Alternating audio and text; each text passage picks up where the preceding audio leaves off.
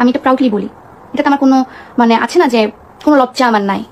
আমি যে একজন টিকটকার, এটাতে আমার কোনো শেম বলতে কোনো জিনিস নাই যে আমি আমার পরিচয়টা এজ এ টিকটকার হিসেবে আমার দিতে লজ্জা লাগতেছে না, কখনোই না। আমি টিকটকার, আমি একজন টিকটকার।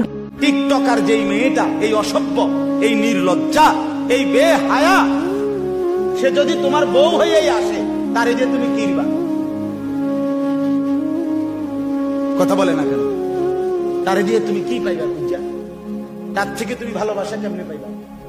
আল্লাহ তাআলা বলছেন, হালাল পবিত্র স্ত্রীর মধ্যে আমি আল্লাহ ওয়াজআলা বাইনাকুম মাওয়াদ্দাতান ওয়া রাহমা, আমি যাকে তোমার স্ত্রী হিসাবে হালাল বানিয়েছি, তার মধ্যে আমি আল্লাহই তোমাদের স্বামী স্ত্রী উভয়ের জন্য ভালোবাসা এবং দয়া মায়া আমি তৈরি করে দিয়েছি।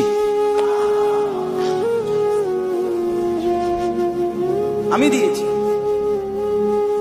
এজন্য বাপ নিজের জীবন নষ্ট না করে, হায়াত নষ্ট না করে, ছেলেরা অনুরোধ করছি ভাইয়া, অনেক ছেলে মাশাআল্লাহ এই প্রচন্ড গরমের ভিতরেও আপনারা আসছেন, আল্লাহর ঘর মসজিদে মহব্বতে বসছেন। আমি আপনাদের এই ভালোবাসাকে কদর করি, মহব্বত করি, সম্মান করি। আপনারা এই ভালোবাসার দাবিতে বসলেন।